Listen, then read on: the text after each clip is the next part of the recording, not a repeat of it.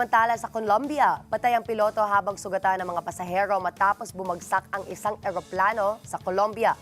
Napatid na ang eroplano ay bumagsak sa isang residential area sa syudad ng Medellin, na pangalawang pinakamalaking syudad doon. Ayon sa emergency services ng lungsod, 8 katao ang lula ng eroplano at may tinamaan itong isang bahay sa Belen Rosales area. Iniimbestigahan na ng mga otoridad ang sanhi ng aksidente.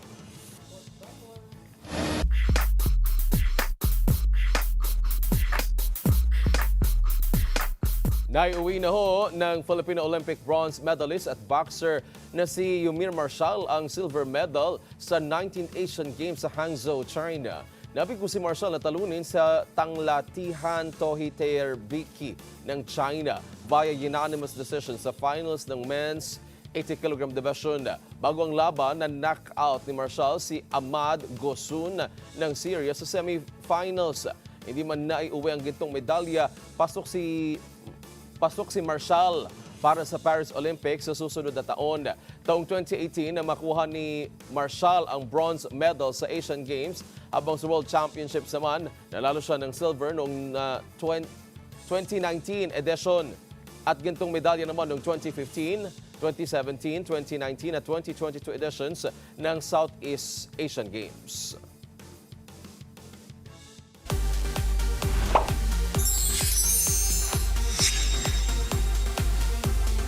Memorable experience talaga ang sold-out concert ng K-pop girl group na Twice.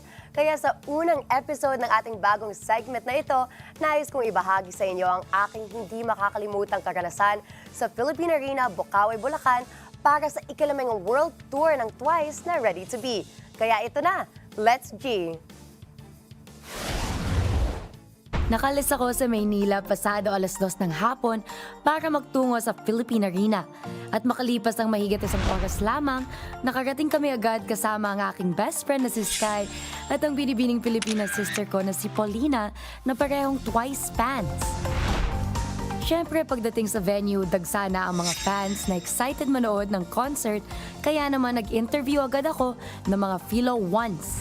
What are you guys most excited for the concert tonight? I'm very excited for overall the whole thing. Twice at the Philippine Arena! Pagkatapos ng konting trabaho, kailangan ko ng energy. Kaya kumain na muna kami para may reserve energy kami sa concert. I got shawarma rice. We also got fries. Para busog na busog talaga.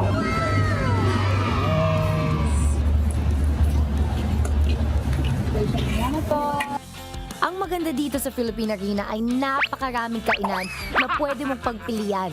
Kaya walang mahaba na pila.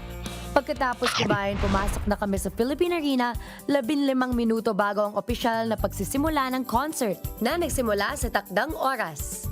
At talaga naman napabilib ako dahil walang bakanting upuan at talagang napuno ang world's largest indoor arena. Wow lang ang masasabi ko sa 2 oras na performance ng Twice.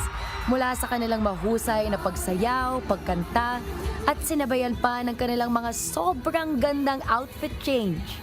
At bago matapos ang gabi, lahat ay napatayo na at hindi napigilan sumabay sa kanta at maging sa pagsayaw. At masasabi kong pinaka naging paborito ko sa kanilang performance ay ang pagkanta at pagsayaw ng grupo sa The Feels, Yes and Yes, and When We Were Kids. May pa-surprise pa sila sa mga fans habang nag-encore kung saan umikot sila ng isang song wheel para makita kung ano ang magiging finale song nila at ang napili ay ang Jelly Jelly. Isang bagay ang sigurado, alam talaga ng Twice kung paano magbigay ng katangi-tanging palabas. Kaya naman masasabing unforgettable ang ginawang pagbisita ng Twice sa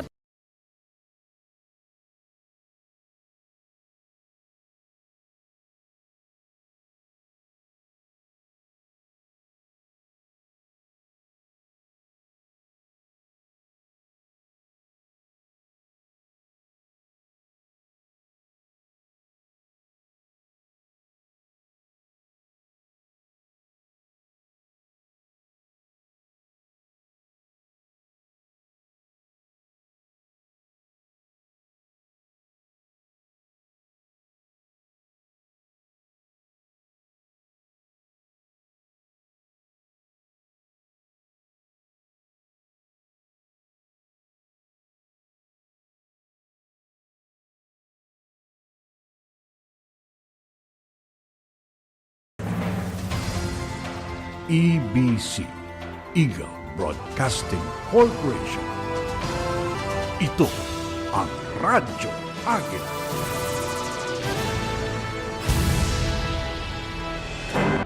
ABP, kapisanan ng mga broadcaster ng Pilipinas, Golden Dove Awards, Hall of Fame. CMMA, Catholic Mass Media Awards, Hall of Fame. Rotary Club of Manila Journalism Awards, Hall of Fame.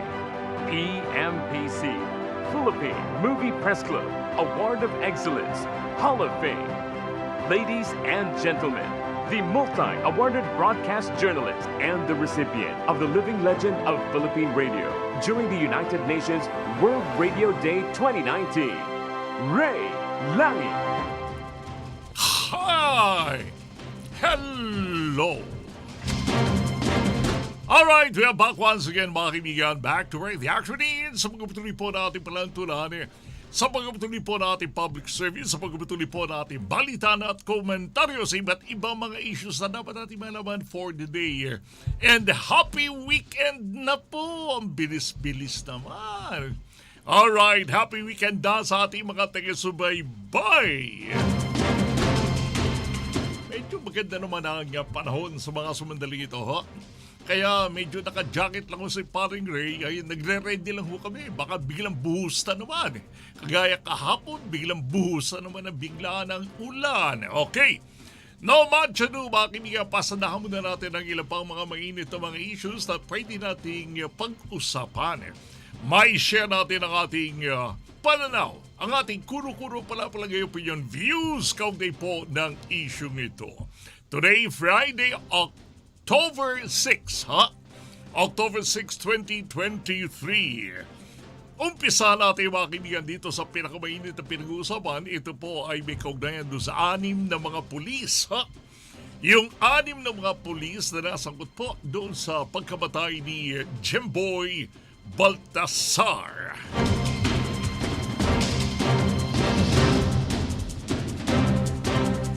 Alright. Sumuko na po mga kaibigan sa ating mga otoridad. Ang mga pulis at tinutukoy dito, yung pong 6 na mga pulis, ay sumuko na po mga kaibigan sa naging kamatayan po ng 17 years old. Teenager lang po. Bata pa ho itong si Jemboy. Siya po ay taga Navotas City. Okay. Sumuko ang 6 ng mga Criminal Investigation Detection Group sa Lucena City. Rito po sa nitong kailan kahapon, makalawa. Nitong makalawa, kaugnay mga kaibigan, may control na ba tayo riyan? O sige. Pwede ko rito kontrolin dito sa ating kinalalagyan, Jonas. Yan. Okay. Thank you so much. And naka-cover kasi, kaya nahihirapan tayo mag-adjust dyan siguro. Ayun. Okay. Sige. Meron lang kayong ginawa rito na konting alalay lang po. Support po sa ating plan po na mga kaibigan. Kaugnay po nito ating pinag-uusapan, ha? Ilang datas po na nais namin i-share sa inyo mga kaibigan.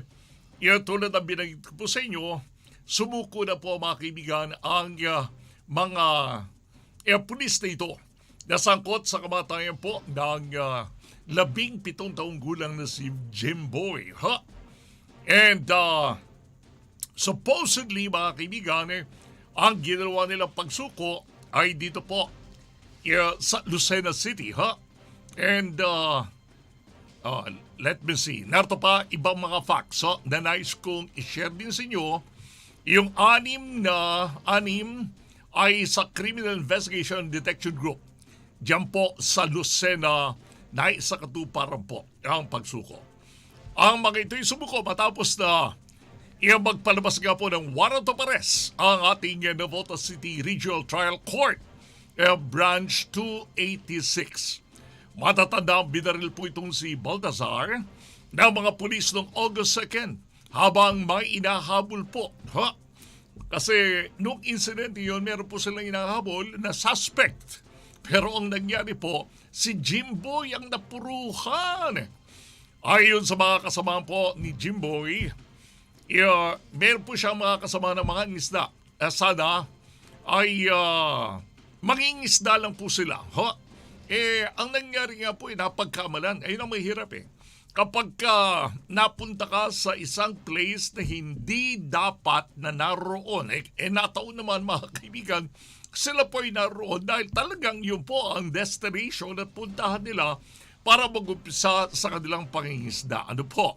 Ang hindi dapat naroon, ewan ko ba, itong 6 na mga polis, baka doon naman tumakbo yung kanilang pinaghanap.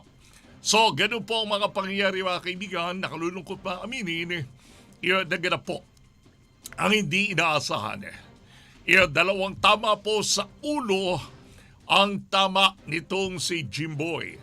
2 tama sa ulo. Tulad ng kinalabasan po mga kaibigan ng investigasyon, yung tumamang yun ay fatal po.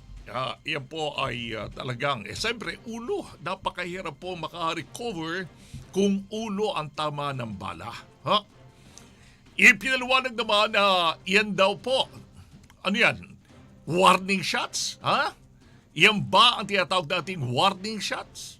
Teka, mukhang meron tayong pag-uusapan yan kapag tinawag nyo warning shot. Ang warning shot pala ninyo ulo na. Kaagad ang tama. Teka muna. Sige. 2 cents worth mga kaibigan. Nice lang idagdag po ang konting panaraw po ni Paring Ray. Kaugnay po ng isyong ito. Ito'y lingering at nag-viral din po ang isyong ito na pinag-uusapan pati na po sa social media. Tulad ng kinalabasan po ng investigation na 2 tama sa ulo. Ang dahilan po na kamatayan ng biktima. Maliwanag na hindi warning shots. Pagka sinabi nating tama sa ulo, paano mo sasabihin warning shots, ang pinakawalan po ng ating mga pulis. At lalong hindi aksidente ang sanhi po ng tama ng biktima. Sadyang papaslangin ang bata. Di ba? Targetin mo sa ulo.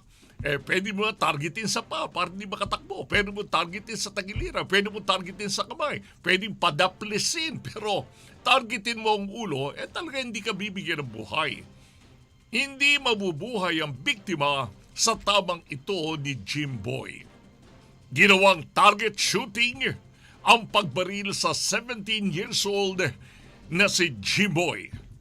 Tulad ng kasabihan, ito ay hindi anti-police ang ating intention. Hindi po anti-police ang ating pinag-uusapan dito. We are anti-police brutality.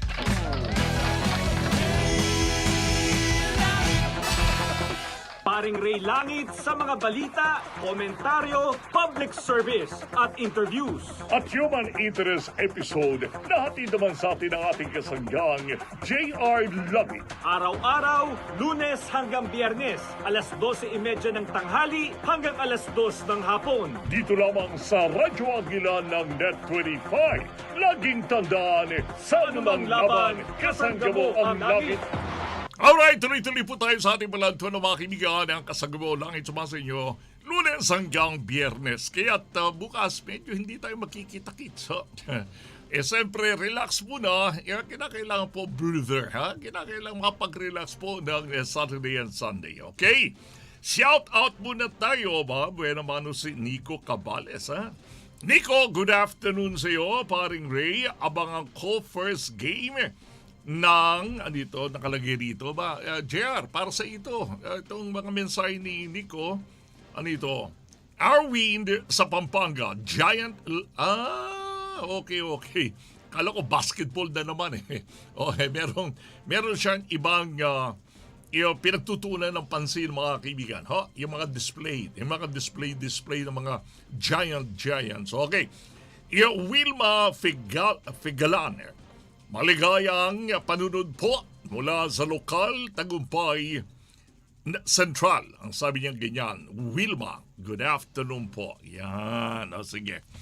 Tayo po ay napapakinggan mga kaibigan, hindi lamang po easy sa 1062 sa AM, Hindi lang po napapanood mga kaibigan sa pamamagitan po ng Facebook at saka ng YouTube. Tayo po ay maliwanag na napapakinggan sa pamamagitan po ng ating major stations ng mga key cities ng buong Pilipinas. Tayo po ay napapakinggan maliwanag sa pamamagitan po ng Duwin Radio ng Dagupan po yan. Tayo napapakinggan dito sa Cebu sa pamamagitan po ng DYFX Cebu. DXED naman sa Davao at Bicol Region DZWL. Lucena, mga kaibigan, na mapakinggan po tayo sa pamamagitan ng ating provincial station na DZEL. Alright! Sige, tuloy-tuloy tayo sa ating pagtalakay, mga kaibigan. Pag-usapan naman natin yung panukala sa pagpapalawig po ng diskwento. Yan. Yung mga nakikinig sa ating mga kaibigan and sila naman po, paborito ang ating palantunan dahil alam nila si Paring Rey, malapit na tayo maging senior din. Kaya yung mga senior citizens, nakatutok rin sa ating palantunan. Dahil si Paring Rey, one of these days, ako po yung magiging miyembro na po ninyo. Ito po hinggil dito sa panukala sa ating mga senior citizens. Ito po ay pasado na sa committee level. Dito po sa Kamara, sa House of Representatives. Okay, pasado na po. And ito po ay tinalakay kasi ng House Ways and Means Committee. Yung panukalang batas na nagpapalawig po sa diskwentong pinagkakaloob sa mga senior citizens. Yan ay base po dun sa tinakda ng Expanded Senior Citizen Law. Hindi naman kailangan sa inyo kamakailang mga kaibigan ay nakapanayan po natin ang commissioner po ng teka muna, Georgette, paki-adjust mo lang yung natin. Medyo kailangan natin ng konting lamig ng konti pa. Umiinit kasi ang mga usapin. Yun. Umiinit kasi ang mga tema na ating napag-uusapan. Kaya pati aircon natin umiinit. Okay, thank you, Jonas. Ayun nga po mga kaibigan, dahil tayo po ay nakapanayam ng isang mataas opisyal, yan ang organization po ng mga senior citizens. Ayun nga po mga kaibigan sa isang congressman, si Congressman Rodolfo Ordanes, na involved sa senior citizens, nakapaloob sa panukala po yung pagbibigay ng 15%, 15% na discount sa sigil sa kuryente. Ayan, iba ho ito, Hindi lang po yung pagkain, hindi lang po yung mga regular pinupuntahan nating restaurant, hindi lang po mga kaibigan, yung mga sinihan, ito po ay may kaugnayan na sa kuryente. Ayan, maganda-ganda ito. Senior citizens, magkakaroon na rin kayong diskwento sa sigilan ng kuryente kahit na ano pa nga kaibigan natin dito sa Meralco kuryente at tubig. Yan ang madalas sa extensigaw mga kaibigan, kuryente at tubig. Yan sa mga kabahayan. Kaya yung mga senior citizens po, may pag-asa na po na mas ma-i-enjoy sa Pinas. Kaya nga nung kausap ko po itong si Tita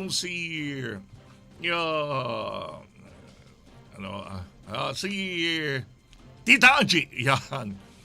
Tita Angie, alam ko nakikinig ka at nanonood ngayon pero magkaiba lang ang time natin. Alam ko pagod yung travel ninyo. Alam ko dariyan na ho kayo sa Chicago ngayon. Pero hindi, naalala ko lang po. Dahil kayo nagsabi mismo, while si Tita Angie, mga kaibigan, ay naka-base po kasi rito sa Chicago. Medyo sila po ay na-stranded lang dito sa atin dahil nga po sa pandemic. Sila po ay bumalik ngayon sa Chicago, pero naalala ko po dahil ang pinag-uusapan natin yung mga benepisyo. Sapagkat siya mismo nagsabi, tuwan-tawa siya. Kakaibang benepisyo raw nakukuha ng mga senior citizens sa Pinas. Yun. Kaya naalala ko siya. Ngayon, ang sabi po ni Congressman, ang naturang diskwento ay limitado lamang sa may konsumo na hindi higit sa 100 kilowatt per hour. yung konsumo ng kuryente at yung 30 cubic meters naman sa tubig. O yun, meron din palang may kondisyon Ha? Hindi pangkalahatan hindi porke tayo po'y kumukonsumo ng kuryente, meron na tayo kaagad diskwento. Yung mga kwalipikado sa diskwento ay kinakailangan mag-update ng kanilang mga electric and water utility accounts. Yan. Kinakailangan po mag-update tayo para mapabati dito sa mga utility companies na nakatira sa kanila ang isang rehistradong senior citizen. Yun. Kaya dapat inire-record po, ha? Dapat inire-record na sila po ay senior citizen. Ang binigyan ng punto rito ng congressman, malaki ang naitutulong na nasa diskwento ito para sa mga mahihirap natin senior citizens all naman at ang kanilang mga pamilya na labis na nagdurusa sa patuloy na pagtaas po ng presyo ng mga bilihin. Sa panahong ito, kinakailangan lahat ng alalay na maibigay po natin sa mga senior citizens. Let's do it. Let's do it. Tulungan po natin. Ilang taon na lang po ilalagi nila sa mundo, hindi ba? Ang mga legislators po, ito'y paalala lang naman ni Paring Rey. Ito'y panawagan ko sa ating mga legislators. Makinig kayo maigi.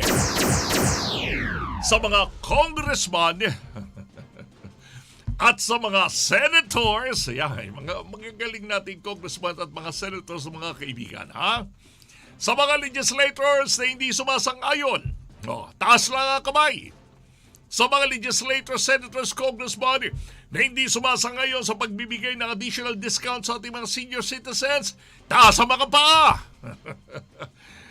Doon sa mga patuloy na sumasalungat sa diskwento ng ating mga senior citizens, ang paalala ko sa inyo, tatanda rin kayo.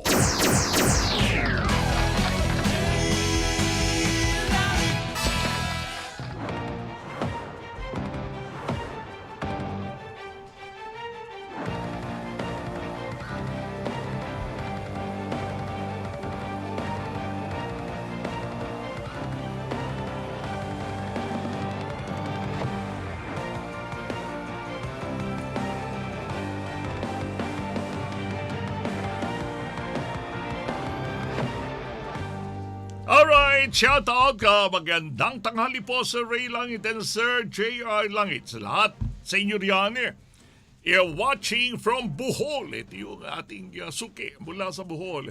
Jeffet. Thank you, Jetro. Thank you so much. Basta't yung mga nakatutok naman, ito yung mga Facebook ito, ha? Hindi ko kasi pwedeng palipat-lipat yung Facebook at saka YouTube, Basta't YouTube, i-imprenta mo lang rito sa ating monitoring, Georgette, ha? Para mabigyan natin ng acknowledgement at saka ng pagbati. Kisher Nicole Ponce. Yan, si Kisher. Ito yung girlfriend ni George, ni Ponce natin, di ba?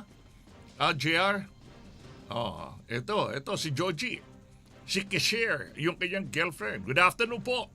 Pwede pong shout out. Sabi nga ganyan. Oo naman. Siyempre.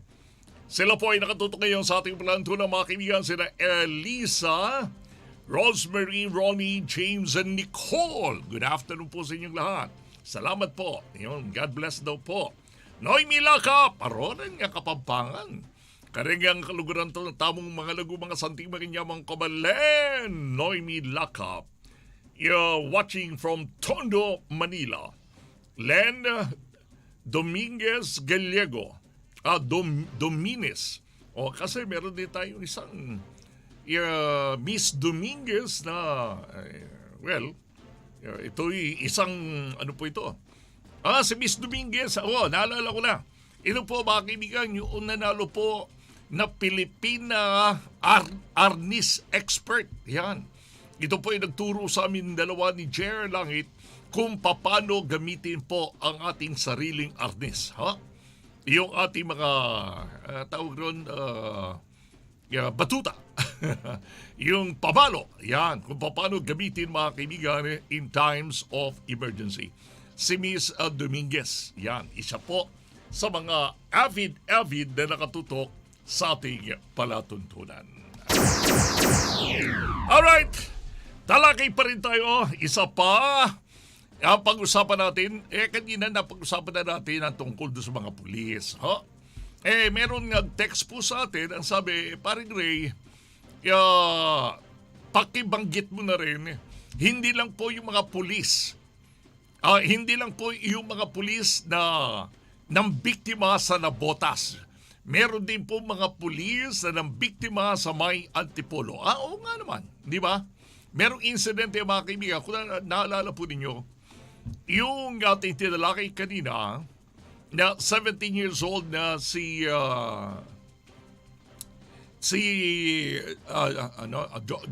Dombit, di ba?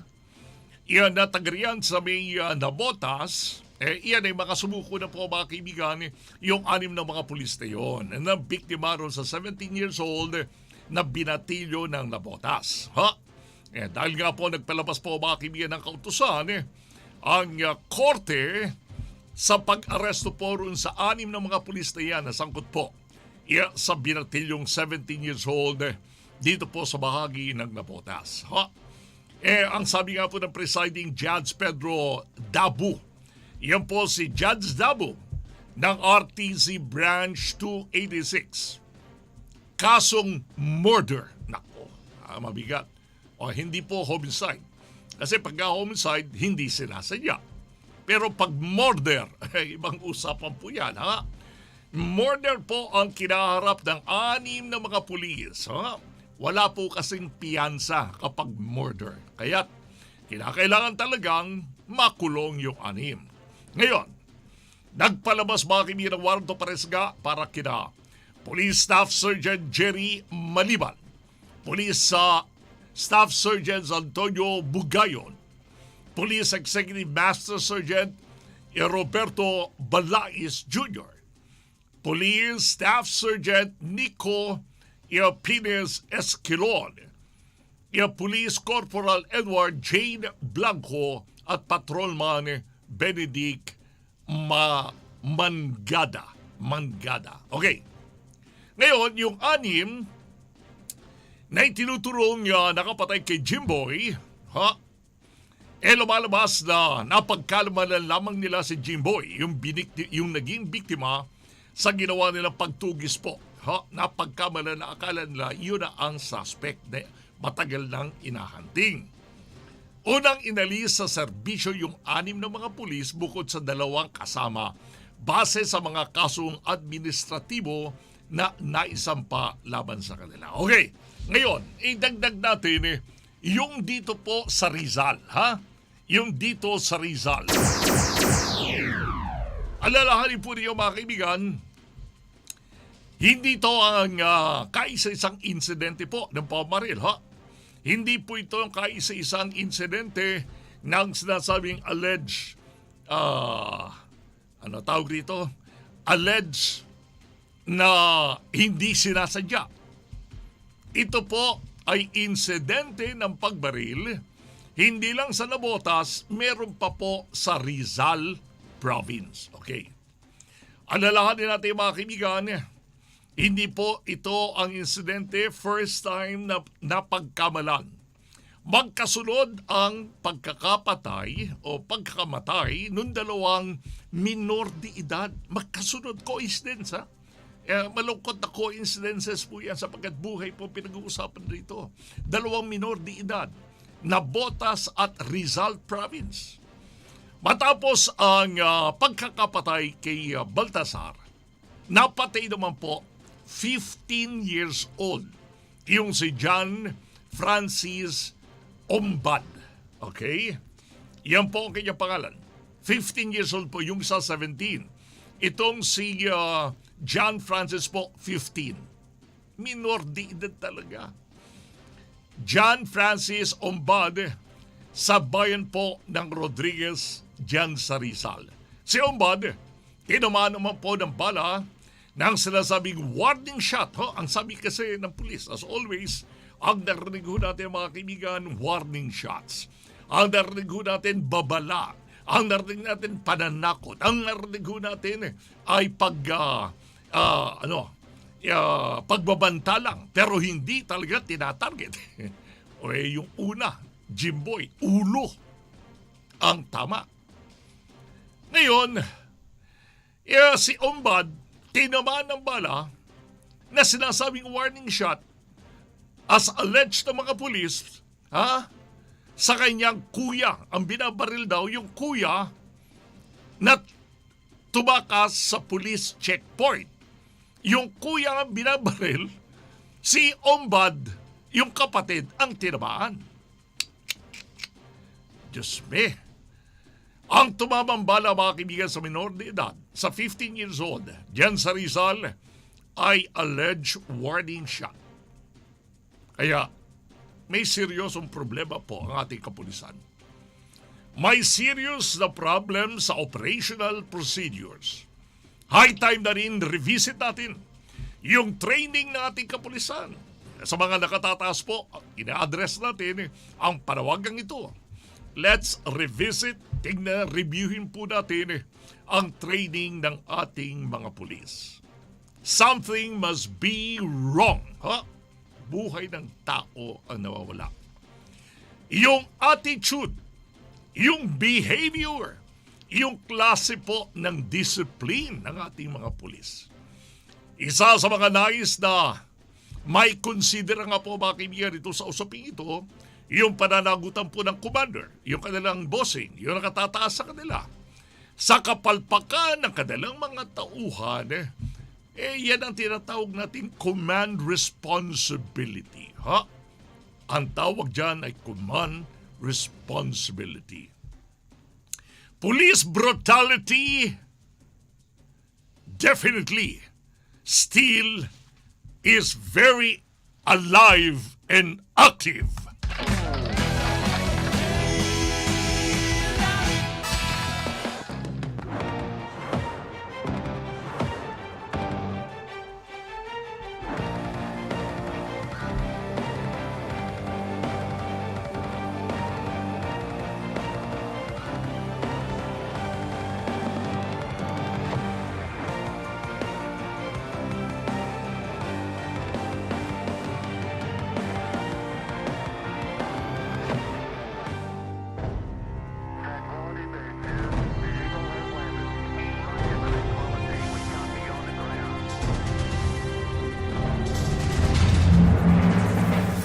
Decades of excellence in broadcast communication.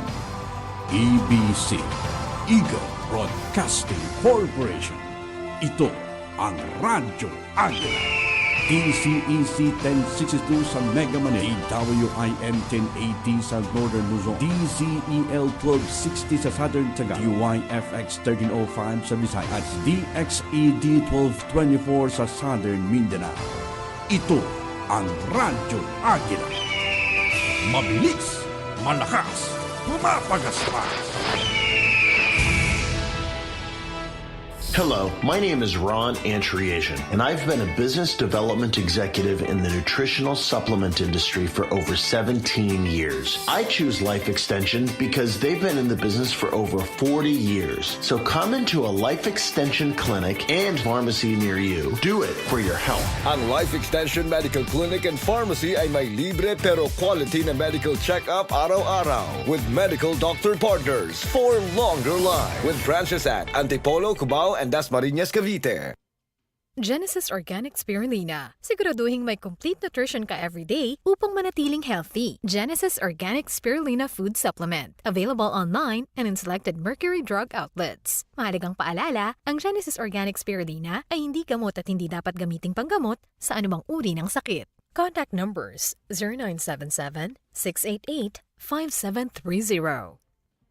Genesis Organic Spirulina. Siguraduhin may complete nutrition ka everyday upang manatiling healthy. Genesis Organic Spirulina Food Supplement. Available online and in selected Mercury Drug outlets. Mahalagang paalala, ang Genesis Organic Spirulina ay hindi gamot at hindi dapat gamiting panggamot sa anumang uri ng sakit. Contact numbers 0977-688-5730.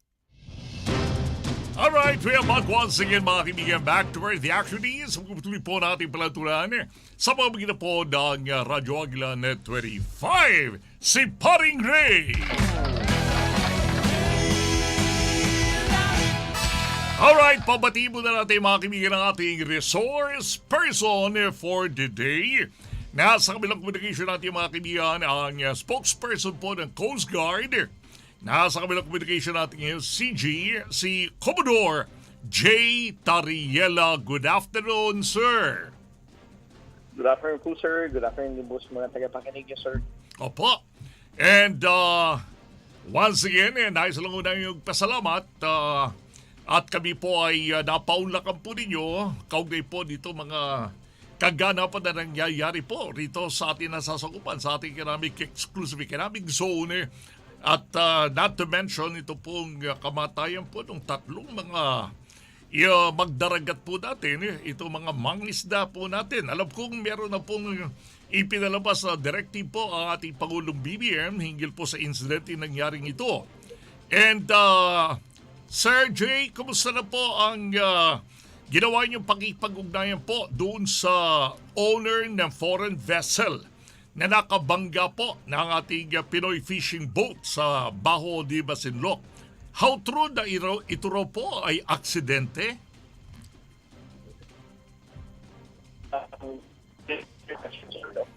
Medyo nag-garble po ng konti. CJ, medyo nag-garble lang po ng konti. Come back po. Apo. In response po dun sa question niyo, sir, no, ang commandant po ng Philippine Coast Guard held a press conference last night, and he informed the public, no, that on the part of the Philippine Coast Guard, we already reached out to the Flag State Administration, which is Marshall Island, no. Ito yung bansa kung saan nakarehistro itong MV Pacific Ana. The intention of which is that for the Flag State Administration to reach out to the ship owner and to hold them accountable, no, yung liability kung na to sa insidente nangyari sa West Philippines. Sa Pangasinan, sir. Opo. So, kahit ay kiniklaim po nilang ito'y aksidente, ipupurso po natin talaga ang paghahabol po natin at ang claim po natin para po doon sa mga naging biktima. With reference din, sir, no, sa statement ng ating mga mangingisda kagabi, even themselves, no, they have admitted yung possibility na ito ay isang aksidente, considering the fact na ito ay nangyari ng madaling araw. It was pitch black dahil naging pangit ang panahon. There is no way that they can really be seen, no, from afar.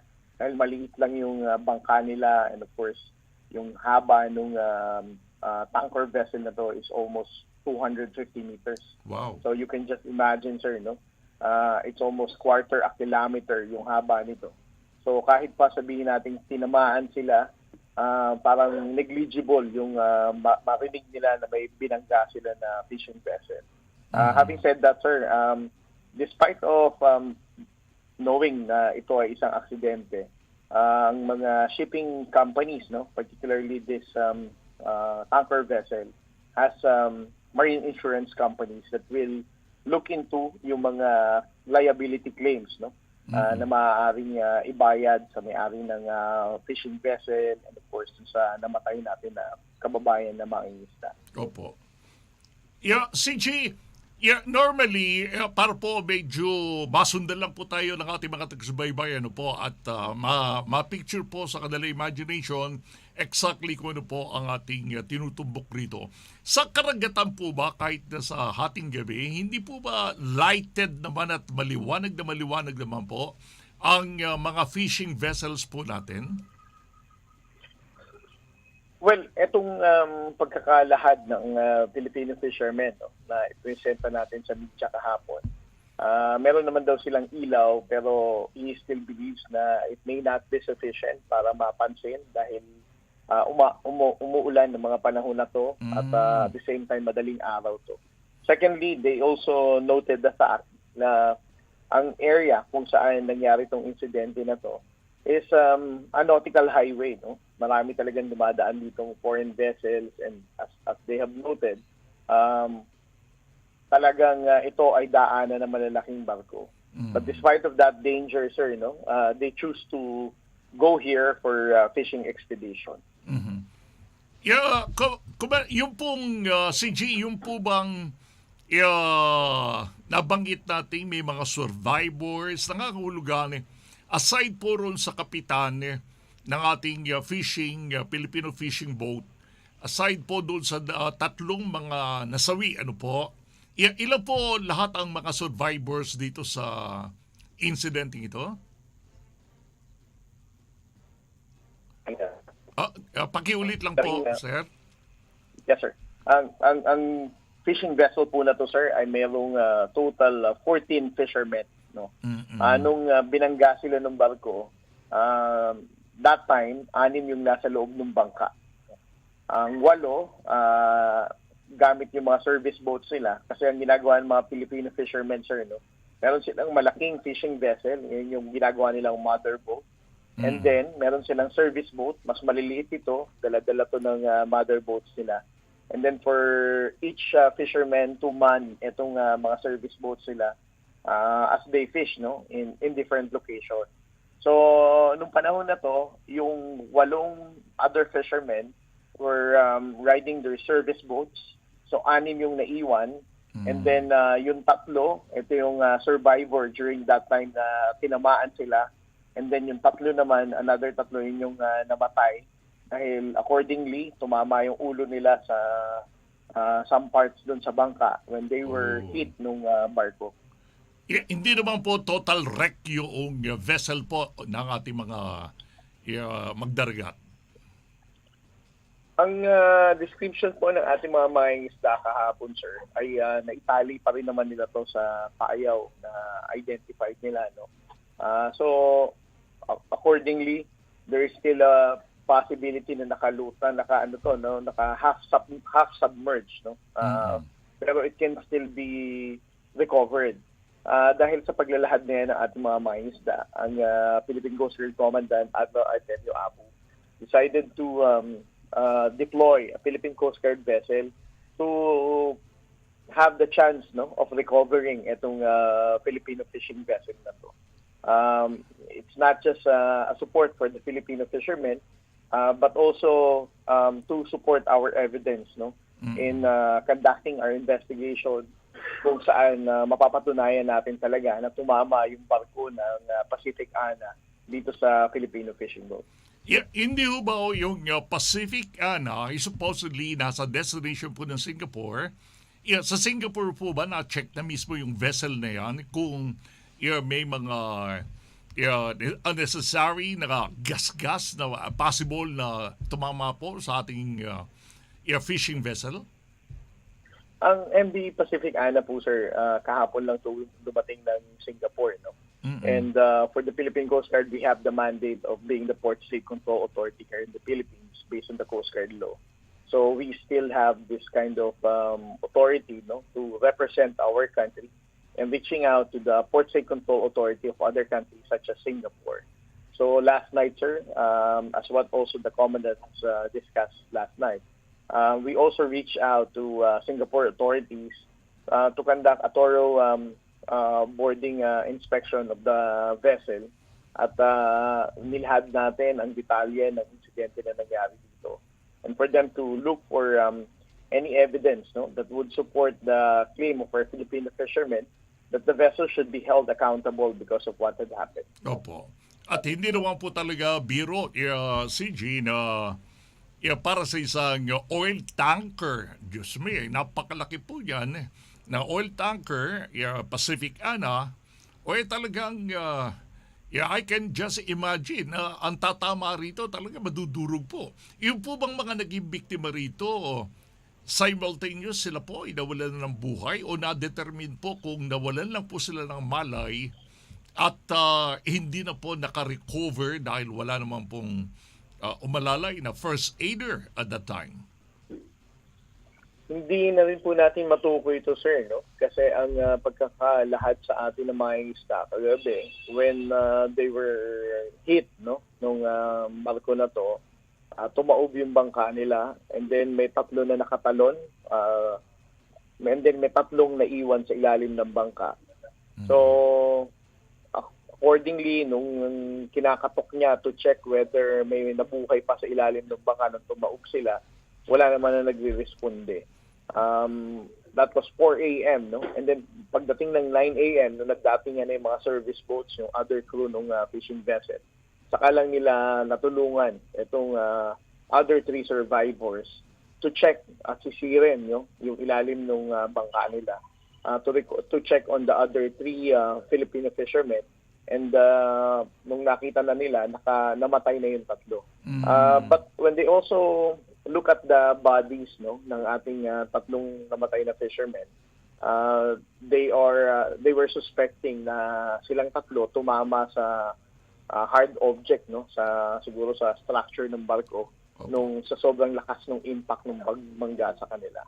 So there's a possibility that it might be the reason kung bakit namatay sila, or gaya nga sabi niyo, sir, there's also a possibility na siguro kung nagkaroon lang sana ng mabilisang lunas, maaring buhay pa sila. So we still don't know, sir, but ang pinagbibigyan po talaga nating dito is yung pagtama ng ulo nila sa impact nung na dinulot nung pagbangga. Yeah, pero meron po bang requirement para rito sa ating mga mangingisda na meron silang first aid lagi nakasama po tuwing pumapalaot po sila? Well, I believe, sir, ito isa sa mga basic requirement naman ng mga fishermen natin ito. But it is also important to note, sir, na we need to give them proper training, no? For medical first aid, at least. At the same time, hindi rin natin masisi, sir, no? Dahil sa biglaang pangyayari na yan, na mabangga ka. So, maaaring kahit sila mismo, they need to save themselves before rescuing their companions, sir. Kasi kapag ang discussion tungkol po sa ating mga mangisda, kadalasan po lumulutang yung requirement po dito sa mga life saver, ito mga floating na mga goma para sa pagkakalunod. Masyado nakafocus po doon lang po sa mga areas na lagi panlaban sa pagkakalunod po Yes, sir. Nag-agree po ako sa inyo, sir, na there's a need for our Filipino fishermen to be trained to at least conduct medical first aid and to have a mandatory requirement na magkaroon man lang sila ng needed medical response na capability na magagamit for first aid, sir.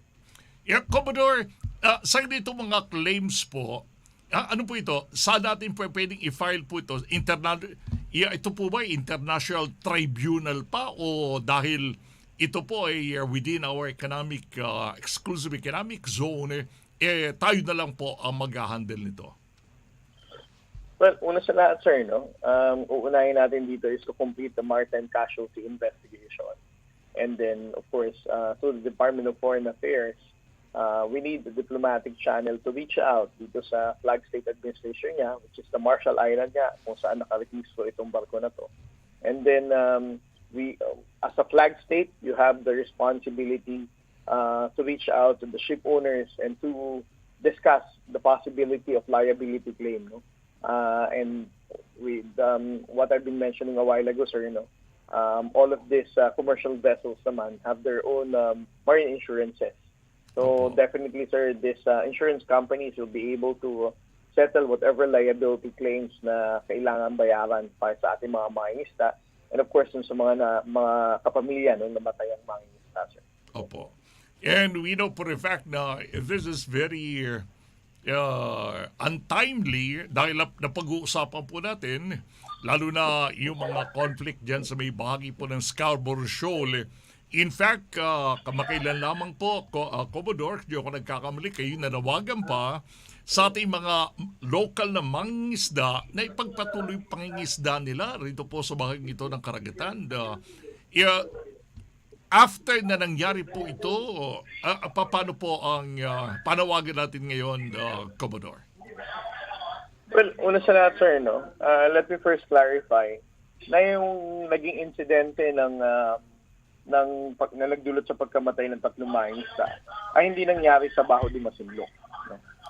Nangyari ito sa may coastal area outside of Pangasinan vicinity. So the distance is 180 nautical miles. And it's not immediate vicinity ng Baho de Masinloc.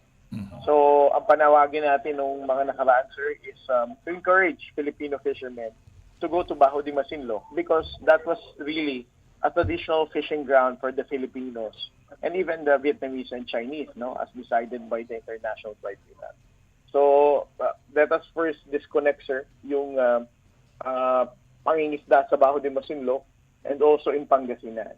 Yung lugar kung saan nagkaroon ng aksidente, that's clearly identified as a nautical highway. Meron talagang dumadaan sa mga barko. Ang pangingisda naman sa Baho de Masinloc, sir, that's a traditional fishing ground. Diyan po talaga tayo nangingisda dapat. Yeah. So, in other words, Commodore, medyo nawala siya. Sige nga, pakibalik mo lang si Commodore J. Tariela.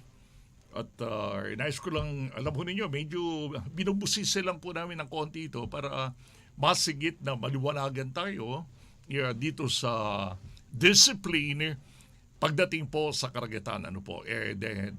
Dahil siyempre, marami po tayong mga mangisda, marami po tayong mga naghahanap buhay, livelihood po nila yan. Kaya dapat din po ay nasa lugar para po maiwasan din ang mga untoward incident tulad po yan. Yan, aksidentes, nasabi nga. Pero, just the same, buhay po ng tao yan. Kapag buhay pinag-uusapan, napakahirap pong makipagsapalaran. Napakahirap pong basta't pakawalan na lang po ang mga dapat na discipline na po pwede natin. Okay, bumabalik mga kaibigan si Commodore. Nasa kabilang communication natin si Commodore J. Tariela. Sir, ang medyo pahabol lang po na gusto ko rin malaman po, nangangahulugan po ba rito sa areas, itong areang ito na delikado po, na pinagdaraanan ng mga oil tankers ay hindi po advisable na mangisda sa lugar na yan? Well, it was noted last night, sir, na itong area talaga na pinangyarihan ang aksidente is really a nautical highway, Taanan talaga to ng mga foreign vessel. It was actually admitted ng ating mga mangingisda na for so many years, tumanda na nga daw sila sa pangingisda dito. And they are aware na ito ay daanan ng mga malalaking barko. Ngayon, if the question is, are we now supposed to prevent our Filipino fishermen to go here for fishing expedition? There are two things, sir. Una sa lahat, it's also important to mention this, na this falls within the exclusive economic zone of our country. So meaning, as Filipinos, our Filipino fishermen has all the rights to exploit all the resources here, meaning pwede siya mangisda. Secondly, ang irony dito is kung i-exert naman natin yung rights natin dito ng mga isda, particularly for the Filipino fishermen, it also brings them to harm's way, dahil maraming ang dumadaan ditong malalaking barko. So, I think the best way forward is for the Philippine Coast Guard and the Bureau of Fisheries and Aquatic Resources to come up with an advisory or at least identify places na talagang ma-identify natin na makakapag-advise tayo sa mga Filipino fishermen na mayroong mayroong danger dito sa buhay nila dahil sa mataas na number ng mga barko. But at the same time, kailangan din naman natin magbigay sa kanila ng alternative areas kung saan sila pwede mangisda, sir.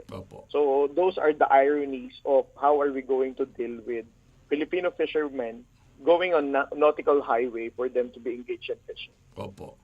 And considering na tulad ng binanggit po ninyo, medyo delikado po ito. So dapat awareness po. Kailangan po ng ating mga mangis na nagtutungo po riyan. Commodore, yung po bang mga Chinese vessels ay nakitaan din po na nag-hangout din po rito sa areas dito o wala naman? Ang mga Chinese maritime militia vessels, sir, ay namamataan lang natin sa Baho de Masinloc. Etong nautical highway na to, sir, hindi sila pwedeng mag-swarm dito dahil nga sa pinakita naming animation, sir, no? Kumbaga busy na marine traffic to eh. So hindi talaga sila tumatambay dito, sir. Okay. And finally po, CG, ano po ang pinaka-update po natin? Degradation po ng konti. Pinaka-update po natin doon sa issue ng removal po ng floating barriers. May bahagi nga po ng Baho de Masinloc. Meron po ba tayo? Nung nakaraang linggo po, sir, no, na niliparan natin ito, nag-invest tayo ng mga journalists. Wala naman na pong floating barrier dito. Kaya sinabi ko, ang Philippine Coast Guard po in was able to remove the anchor of the barrier, which eventually tinanggal na rin ng China Coast Guard. And if you would be asking, sir, kung ano ang commitment ng Philippine Coast Guard kung sakaling maglagay uli ng barrier na to, makakaasa po kayo sa Philippine Coast Guard as a standing instruction of the President na every time na maglalagay po sila ng barrier, ang Philippine Coast Guard po, together with the Bureau of Fisheries and Aquatic Resources, will be doing all possible efforts for us to remove the barrier para makapangista pa rin po ang ating mga Pilipinong mangingisda. Alright.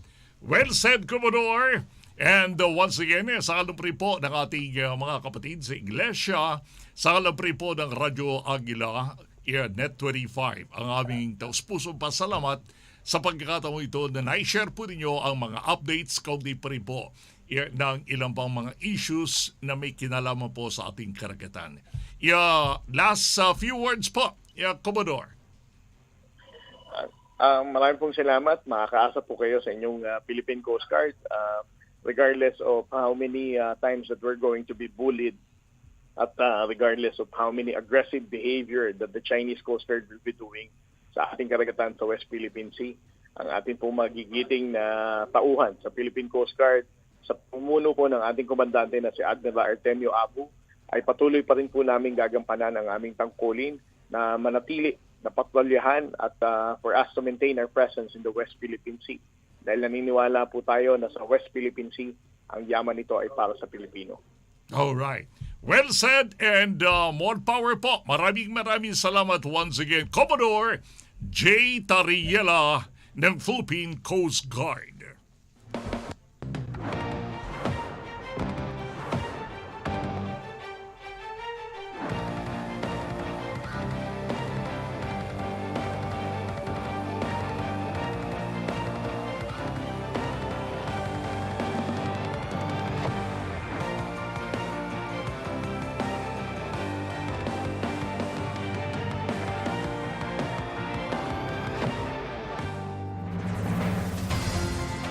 EBC, Eagle Broadcasting Corporation. Ito ang Radyo Agila.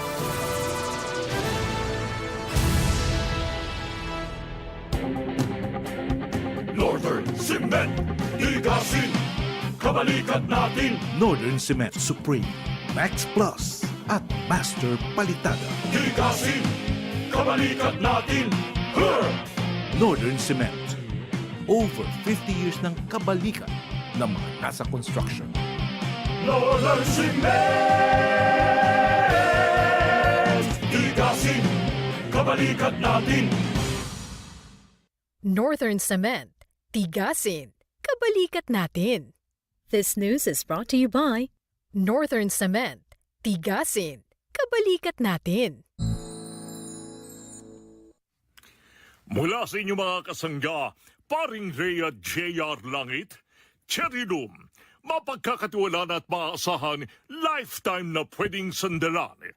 Dahil hindi ito kakalawangin kailanman, basta tiyero, Cherry Loom aluminum ito, pare ko! Genesis Organic Spirulina. Siguraduhin may complete nutrition ka everyday upang manatiling healthy. Genesis Organic Spirulina Food Supplement. Available online and in selected Mercury Drug outlets. Mahalagang paalala, ang Genesis Organic Spirulina ay hindi gamot at hindi dapat gamiting panggamot sa anumang uri ng sakit. Contact numbers 0977-688-5730.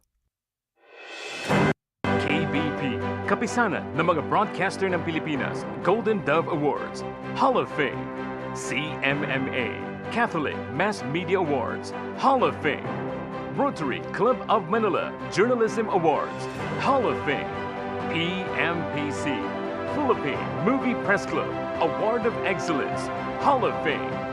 Ladies and gentlemen, the multi-awarded broadcast journalist and the recipient of the Living Legend of Philippine Radio during the United Nations World Radio Day 2019, Rey Langit. Alright, we are back once again, mga kaibigan. Back to where the action is sa pagtutuloy po na ating palantura Kasnagga Langit. Kaya't happy weekend na po dahil Friday today! Alright, shout out muna tayo mga kaibigan watching from YouTube naman. Ha? William Regalado from Thailand. Ba naman. Greetings daw na happy birthday kay magandang wifey ni Kajun Esperanza. Yan, ni Kajun. Si Rigel Esperanza. Happy birthday po. Yun, happy birthday po. Dahil katuwaan lang po ito kung kayo po ay nagsaselebrate ng inyong kaarawan ngayon. Ma'am Richelle, meron pong surprise na gift sa inyo si JR na isang digital watch. Kinumpromise na naman kita, JR, ha? Sige. Souvenir lang po ito, ha? Souvenir. Happy birthday po, Ma'am Wifey. Wife po ni Kajun. Miss Esperanza. Happy birthday. May you have more birthdays to come. Meron pang isang advance, ha? Advance happy birthday, Adelma Pascual. Matabang. Ano yung apelyido ba yun? Adela Pascual. Ano yung matabang? Ano yung matabang? Apelyido? Hindi place ito, ha? Apelyido, matabang. Dapat baguhin na sweet na. Gawin natin sweet, ha? Sige. Advance happy birthday kay Adelma Pascual, matabang. At na magiging sweet very, very soon. Ate ni Kuya Jonas, October 8 naman po ang birthday niya. Sige, dalawa na po. Dalawa na ang bibigyan po ng digital watches ni JR. Yung nagsaselebrate na karuan ngayon at yung magsaselebrate po sa darating na 8. Yun. Sige. Dahil Sunday naman yun, 8, wala tayong program. Kaya ngayon pala ibibigay na ni JR. JR, mag-produce ka dyan ng mga watches bilang souvenir at pasasalamat dito sa patuloy na pagsubaybay nila sa ating palatuntunan. Alright, thank you. Bago tayo tuloy mag-break mga kaibigan, pasadahan muna natin. Ibigay muna natin ang top stories for the day ngayong araw na ito ng Friday mga kaibigan. February. Anong February? October, masyadong advance ka, paring Ray. October 6, 2023. Top story, suportado sa vulnerable sectors, tiniyak ng Pangulong BBM matapos ang makitala pa rin ang mataas na inflation. Presyo ng bigas posibleng bumaba sa 36 pesos kada kilo ngayong Oktubre ito ayon sa DA. PCG, nakipag-ugnay ng mga kaibigan sa nagmamayari ng foreign vessel na nakabangga sa ating tatlong mga Pinoy fishing o yung ating tatlong Pinoy na naging biktima mga kaibigan ng aksidente ito sa Baho de Masinloc na kinasawi ng 3 mangingisda. 4 na bodega, ito po mga kaibigan ay sangkot doon sa tinatawag na rice smuggling at hoarding. Pinangalanan na nga po ng ating Pangulong BBM. VP Duterte nanindigan sa hiling na confidential at intelligence funds. Nasa 6 na mga manufacturers ang iniatras na ang kahilingan na itaas ang presyo sa kanilang mga produkto ayon sa DTI. Tulong ng ibang mga ahensya na kinakailangan ng COMELEC para po sa papalapit na barangay SK elections. Autopsy ng batang nasawi dahil mano sa sampal ng guro. Natapos na ng PNP Forensic Group. Maritime presence sa WPS, ito po ang West Philippine Sea, pinadaragdagan pa ni Senator Subiri. 6 na mga pulis na sangkot sa kamatayan nga ni Jimboy Baltazar. Sila po ay sumukuna. Sa lalawigan naman, CAAP Camp, tiniyak na walang napinsalang airport sa Lindol na naganap dito sa Davao Occidental. Babae sugitan matapos sa pag-atake ng buwaya sa Palawan. Sa international news, sa labas sa ating bansa, biktima ang Pinoy sa fake Italian jobs na dagdagan pa ayon sa DFA. Afghan asylum seekers pinalakas na ng gobyerno ng Pakistan. Sa ating balitang espesyal, Maggie Ochoa nakamit ang ikalawang gold medal ng Pinas sa Asian Games. Palakpakan natin, palakpakan natin, palakpakan! Congratulations!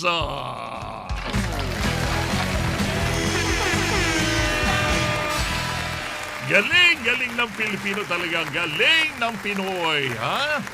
Sige. Bigyan natin ng detalye mga kaibigan na higil po sa nakamit na yan. Iyan ang ating athlete. Ha? Ito nga po si Maggie Ochoa na nagkamit. Ito ang ikalawang gold medal ng Pilipinas po. Ito po ay Asian Games. Nakamit nga ng Pinay sa bahagi po ng Jiu-Jitsu fighter na si Margarita Maggie Ochoa. Ay ikalawang gold medal po ito. Medalyang ito ng Pilipinas sa 19th Asian Games sa XSL Gymnasium sa Hangzhou, China. At iyan po ay naganap kahapon. Matagumpay ang comeback ni Ochoa mula sa huling Asian matapos sa talunin pa rin si Abdullah Marquez ng United Arab Emirates o UAE sa gold medal match around sa women's under 48 kilograms Brazilian Jiu-Jitsu competition. Bago ito, tinalo ni Ochoa si Pecharana Kajitan ng Thailand. Sa semifinals na umabot naman ang match nila kontra kay Abdullah. Ang ganitong medalya mga kaibigan ng Pinay Jiu-Jitsu fighter ay kalawang gintong medalya ng Pilipinas. Matapos maghari pa rin si EJ Obiena sa men's pole vault tournament. Ang panalo ito ay ilalaman sa mga tagumpay ni Ochoa sa Brazilian Jiu-Jitsu kabilang ang gintong medalya noong 2023 Asian Jiu-Jitsu Championship. 2 world titles, 2 Southeast Asian Games gold medal at isang Asian Indoor Games gold. Yun, ang tindi ha? Sabi nga po mga kaibigan, alala ko pa ang binitawang salita ni Bruce Lee. Sabi ni Bruce Lee, fear not the man who practices 1,000 attacks once. Fear the man who practices one move 1,000 times.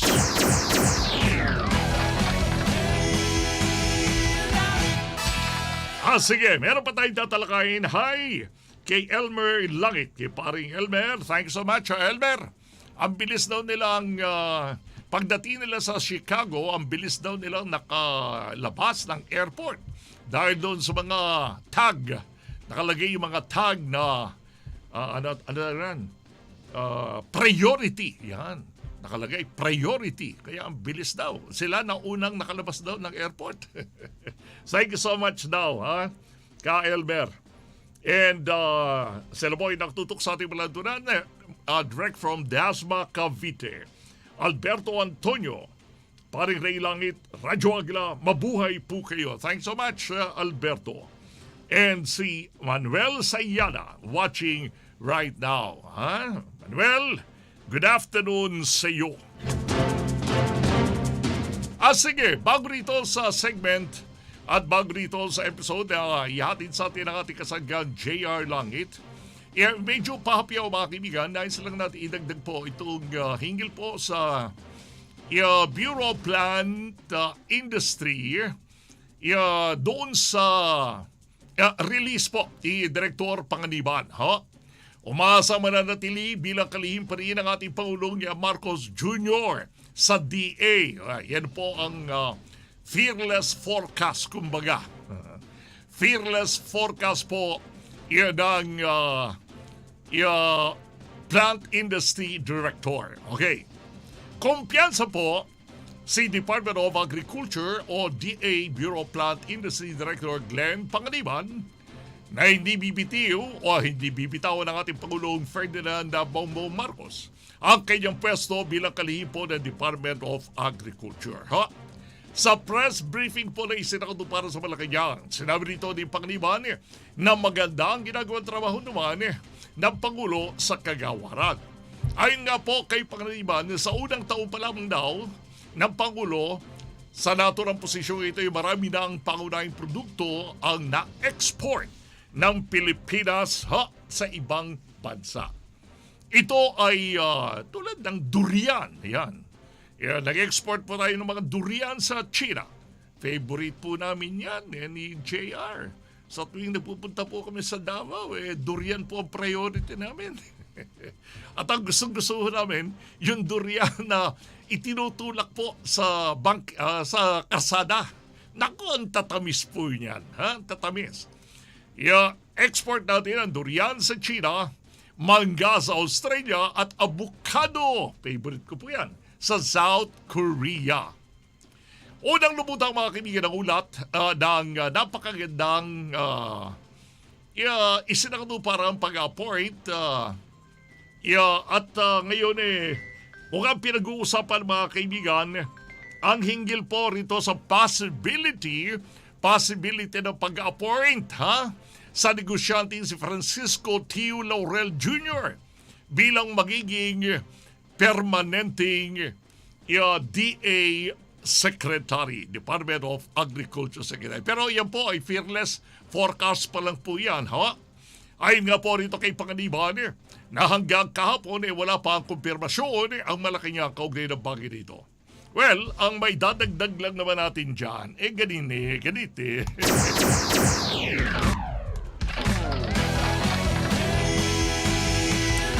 Konting daragdag lang po ni Josie. Nakikinig sila Josie Salvador, mga kaibigan. Ating kaibigan, kumadre. Diyan sa bahagi ng Pampanga, roon ang kaluguran tao, mga lagu, mga santing, mga nyamang kabalen.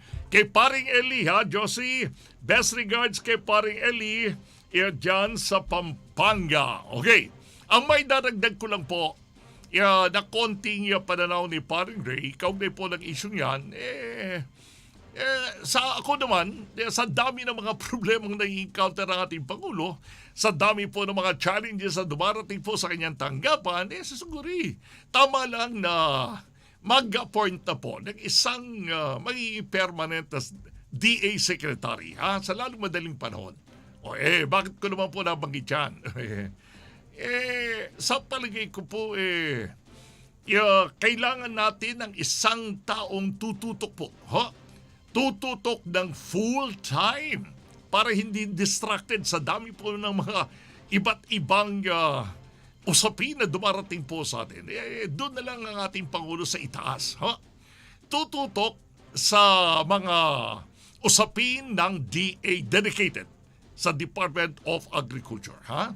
Lahat ng problema kinaharap po ng agriculture. Yan po ang ating pananaw sa bagay na yan. Bigay natin sa isang tao na may malaking kaalaman sa problema. Or better still, tao na may bit-bit ng solusyon sa kasalukuyang problema. Put your best man and likewise best foot forward.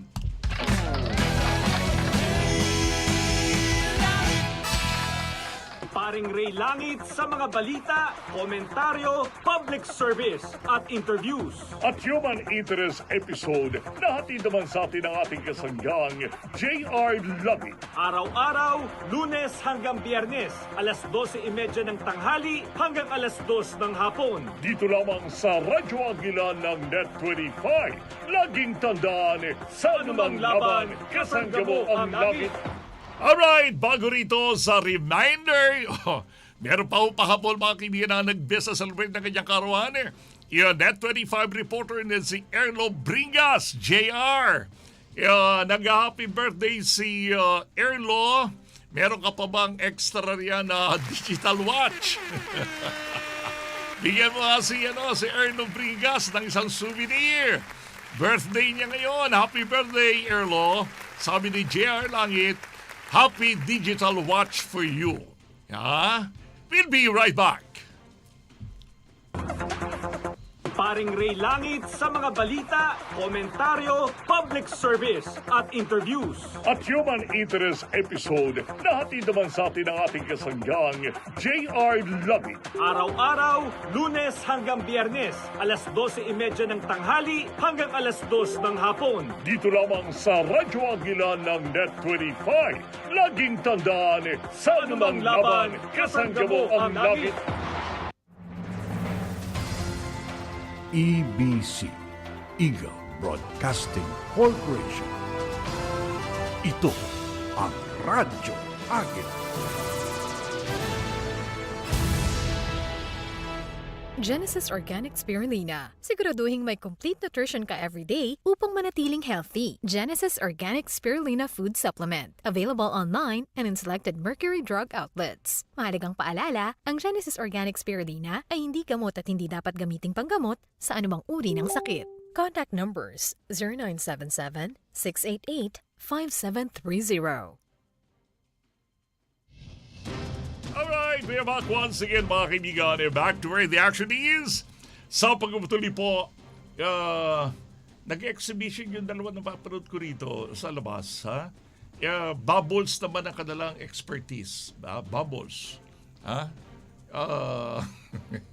Hindi, walis na. Bibigyan ko sana regalo sa galing ng kanilang exhibition Napapanood ko rito sa labas Anyway, sige, dako na tayo rito sa ating special na segment ng ating kasanggang J.R. Langit. Nagsaselebrate ng kanyang kaarawan ang matatag, matapang, matapat na reporter po ng Net 25. Okay. Ngayon, narito na mga kaibigan, ang isang sport. Sport po ito, si JR, basketball ang linya talaga ni JR. Kagabi, napasabak na naman sila, Okay ba? Walang tinama, walang nadapa, walang nauntog, walang nasiko. Doon sa game ninyo kagabi, JR. Mga kaibigan, dito po isang sport. Kung tawagin ito po ay wakeboarding. Wakeboarding. Na sinalihan po ng isang napakagaling na Pinay na ang pangalan ay Samantha Bermudez. Ngayon, saksiyan po natin mga kaibigan ang kakaibang expertise ng ating wakeboarding sa nauusong uri po ng water sports ngayon. Siyempre, ako mahilig din po sa tubig. Kadalasan mga kaibigan kapag hindi ako makakontak ni Jer at hindi ako sumasagot, ibig sabihin, nagsumisisid po ako sa ilalim ng tubig. At hindi ako pwedeng sumagot ng mga text at cellphone sa ilalim po ng tubig. For a change, sports muna tayo, ha? Kung gusto natin gayahin mga kaibigan, ang dating slogan, ito ba? Narinig ba yung aking bulong? Bulong lang yung aking narinig. Halika kayo rito, bilisan lang ito. Yung dalawang eksperto po mga kaibigan sa doubles. Halika yung dalawa rito. Tingnan ko lang, ipakita nyo sa camera, ang galing po ninyo. Sa bubbles. At bibigyan kayo na regalo ni JR. Impromptu lang po ito. Bibigyan kayo ng souvenir na digital watches ni JR. Halika rito. Ano po yung nakikita ko kanina ang ipinakikita po inyo sa labas? Ano po, naglalaro po kami ng bubbles. Ito. Sige po. Kasi hindi ko lang po alam kung gagana. Wow. Oo. Laro lang po nyo yan, supposedly. Opo, naglalaro lang po kami kanina. Naglalaro lang kayo. Pagka binugay nyo ganyan, kaya nyo i-shoot doon sa camera yon, yung bilog na yon? Para po sa ano? Nanalo na, Jia! Halika, Jia! Bigyan mo na. Sa digital watch, gagaya-gagawin sige. namin ang lahat. Bigyan mo na dalawang souvenir. Tigisa itong dalawang. Ano mga names ninyo? Ako po si Haisy Perez po. Ako po si Nadine de la Cruz po. Mga taga-saan po kayo? Ako po taga Bulacan po ako. Taga Bulacan? Taga Quezon Province po, Infanta po. Infanta, Quezon Province. Talagang nagpapahalata po kayong mapansin po kayo ni JR Langit. Ano po? Para meron kayong uuwing mga watches. Ayun. Ipakita po ninyo sa camera ang mga souvenir na watches na yung kaloob po ng ating kasanggang JR Langit. Thank you po. Alright. Sige. More bubbles to come. Thank you po. Welcome po. Sige po. Alright. Katuan lang maka-impromptu lang po yan, alam niyo naman kami, rito non-stop po ang fan. Non-stop po ang ating katuan. Okay. Napag-usapan natin ang fan. Kung gusto nating gayahin ang mga fan sa Pilipinas, naalala mo ninyo yung kasabihang, it's more fun in the Philippines, di ba? O yan yan po ay kasabihan, at least malinaw po ang mensaheng ito na ang ibig tukuyin, pupunta kayo sa Pilipinas, maraming fun dito. Para kagaya din po sa Net 25 at Radyo Agila, punong-puno po ng fun dito. It's more fun in the Philippines, it's more fun dito po sa Radyo Agila. Yan po yung more fun creation po ni dating tourism chief Ramon Jimenez Jr. way back in 2012. Ano po? At yung Wow Philippines naman po, yan ay slogan na creation na po ni former Senator Richard Gordon nang siya po ang tourism secretary. Yan. Slogan na tumutugon sa simpleng katanungan. Bakit ka magtutungo sa Pilipinas? Bakit ka magtutungo sa Net 25 at Radyo Agila? Dahil ang Pilipinas, Radyo Agila, ay hindi lang pang-turismo, pang-sports pa! Bubbles! Okay, narito na po mga kaibigan ng ating kasanggang JR Langit sa kanyang episode na pinamagatang Sport Lang, Pinay Wakeboarder.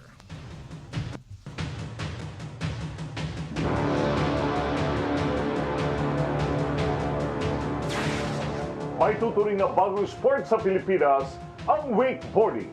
Ito'y dahil na rin sa halos 5 taon pa lamang na pumasok ito sa mainstream sa bansa. Pero ngayon, ang wakeboarding ang sinasabing the next sport sa Pilipinas. Unique siya in the sense that may machine or boat or jet ski na hihila sa'yo para gumalaw ka at magawa mo yung mga tricks mo. Unlike parang yung surfing, ginagamit mo yung waves, yung tubig. Sa kauna-unahang pagkakataon, magkakaroon ng wakeboarding competition sa darating na Southeast Asian Games. At isa sa mga susubok sumungkit ng medalyang ginto sa bagong larangang ito ay si Samantha Bermudez. I've been training a lot more on the boat. Bawal na yung mga lumalabas. And every day you have to, work out and strengthen your knees. You don't want to get injured before a competition. Alamin natin kung bakit marami ang nahihilig ngayon sa sports na wakeboarding at anong kaibahan nito sa iba pang water sports. Ako po si Paring Rey. Kilalanin natin ang wakeboarding athlete na si Samantha Bermudez at ano ang paghahandang ginagawa niya para sa kanyang pagsabak sa Southeast Asian Games. Ako naman ang inyong kasangga, Rey Langit.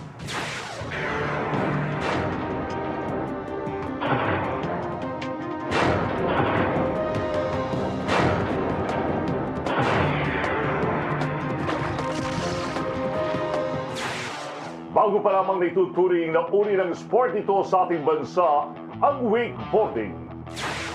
Pero agad itong nakuha ang atensyon ng iba't ibang sports organizations at mga taong mahilig sa water sports. Maging ang atensyon ng gobyerno ay nakuha ng wakeboarding dahil sa potential nito sa larangan ng turismo.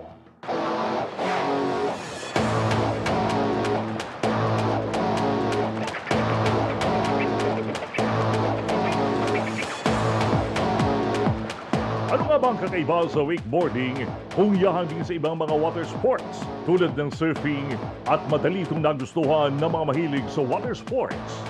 Okay, wakeboarding is a water sport. A couple of people combine water skiing and surfing. It's a sport where a boat is required to pull the wakeboarder, and with the wave or the wake that is generated by the boat, that's where the wakeboarder approaches and uses it as a parang rampa siya, at saka yun ang ginagamit niya para pumunta sa ere. And then yung mga tricks na nangyayari doon are more aerial tricks. Progressive sports ang tawag nila sa wakeboarding.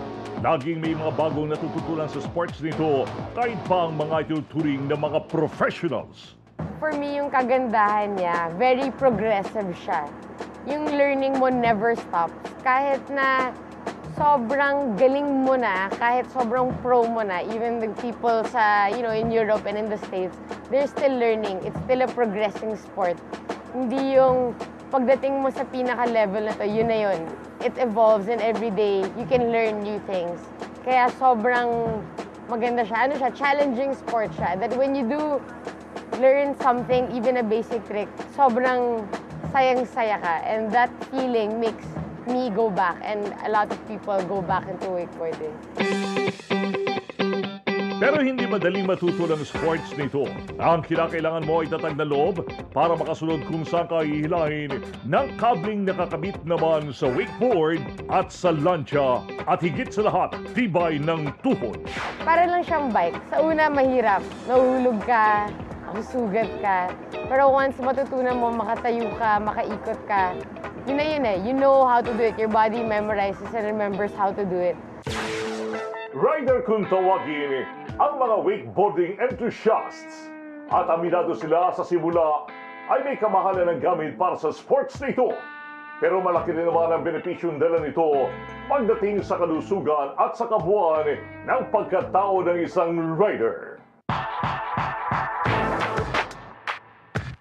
Sa ngayon, meron ng Pinoy Wake Camp na itinayo ang wakeboard enthusiasts kung saan pwedeng mag-aral ang mga interesado sa sports nito. So it keeps you away from all those bad habits rin, such as going out, staying out late at night. And at the same time, for me, since I've been competing, I meet a lot of new people. Dito pa lang in the park, Manila pa lang, I met so many people and a lot of them have become my good friends. Na I never thought na I would have friends like these people. Tapos of course, you get to meet, your fellow riders and you get to share, talk about your passion for the sport, diba? Sa muling pagbalik ng Kasnagga Langit, kilalanin natin si Samantha Biyernes, isang rider na pambato natin sa wakeboarding para sa Southeast Asian Games. I can bring home something, also for the guys. We have a good chance as a group to be able to do our country proud. Kasangga mo ang langit.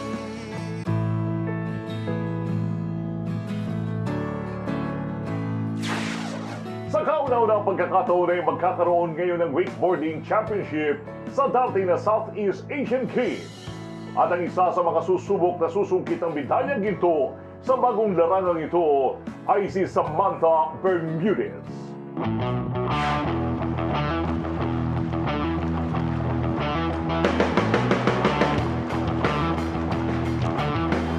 Unang tingin pa lamang ni Coach Manfred Ruiz kay Samantha Bermudez ay nakita na niya ang potensyal nitong maging atleta.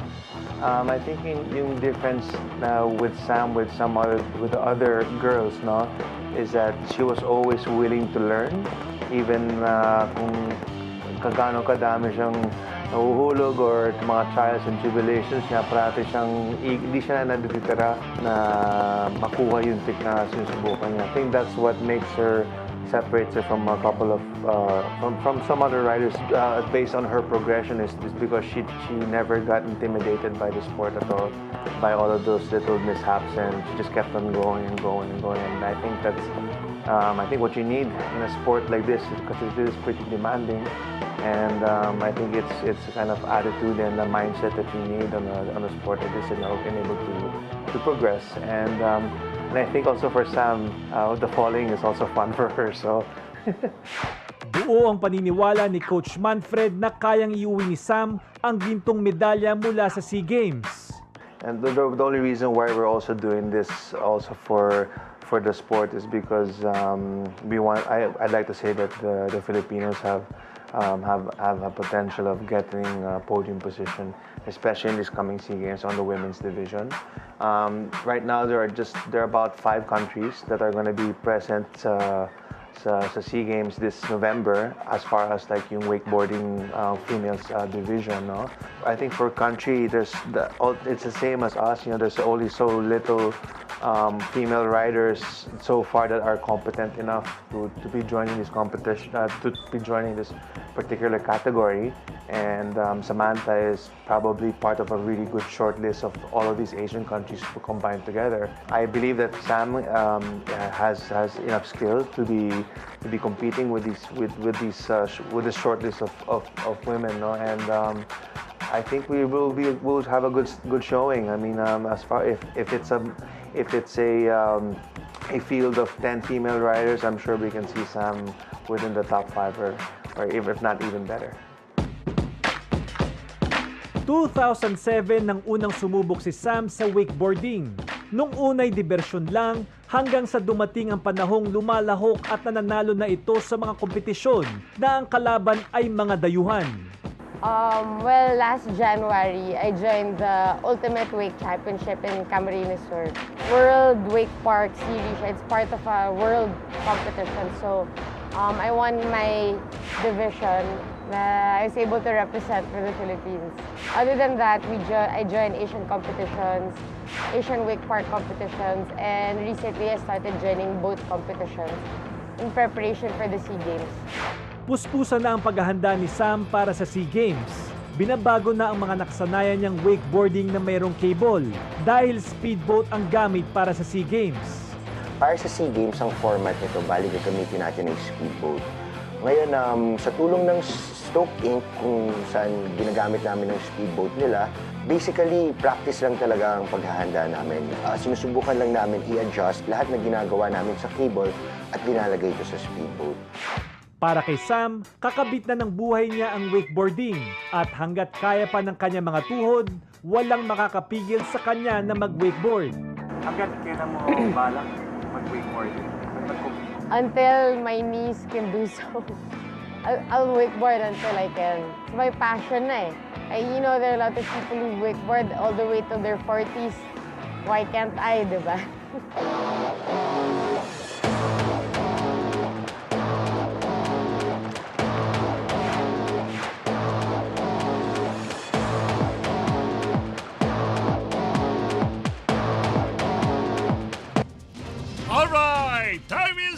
oras na ni Kuya Glenn Gatos. Tutok lang po mga kaibigan. Sa pa rin po ng ating mga kasagya, Ika Ronald, Jeremy Bunaw, Alvin Balse, Ka Jonas Pascual, Ka June, Georgette Bandoy, yung mga celebrators na tanggap ng mga souvenirs ni JR Langit mga kaibigan. Mga impromptu po yun ha. And happy birthday po sa inyo. And stay safe as always. Monday na po tayo magkikita-kits. And happy weekend to all of you. Tutok lang sa serbisyo ng Agila. Susunod na hanggang sa muli. Sa ngalan pa rin po ni JR Langit, ito po si Paring Rey. Sa anumang laban, kasangga mo ang langit. Alam ko marami tayo pinagdadaanan ng suliranin ngayon. Mga pagsubok, nakakapagod. Check. Yung iba nangangamba. Yung iba pagod na rin. Pero marami pa rin mga Pilipino dumaman. Ako, hindi ako nag-aalala. Alam niyo kung bakit? Kasangga ko ang langit. Sa daming pinagdadaanan ng bansa sa ngayon, naghahanap ka ba ng tao na makakatugon? Buo ang loob, hindi takot maging pundasyon ng katarungan at katotohanan mapanoon. Hanggang ngayon, walang sawa ang paglilingkod sa mamamayan. Ang buhay tinataya para sa sinumpaan, pinaglilingkuran ang sambayanan. Kapag meron pasangga-sangga mo ay isa lang, pinaglalaban ng katotohanan. Boses ng Pilipino at tulay maging ng mga kabataan. Nagmula sa tundo, galing man sa wala, pero hindi nahadlangan na marinig ng bansa. At sa labas nito, hindi rin matinag, kahit ilang ulit na rin na namiligrot mabidag. Para sa mga kababayan, isa lang ang sigurado, mula radyo hanggang sa senado. Kasangga mo ang langit, subok na ng maraming taon. Pag kailangan mo handang tumugon, pag nadihado ka, huwag kang mangamba. Ibabaglaan ang iyong kasangga, tara, kasangga mo ang langit.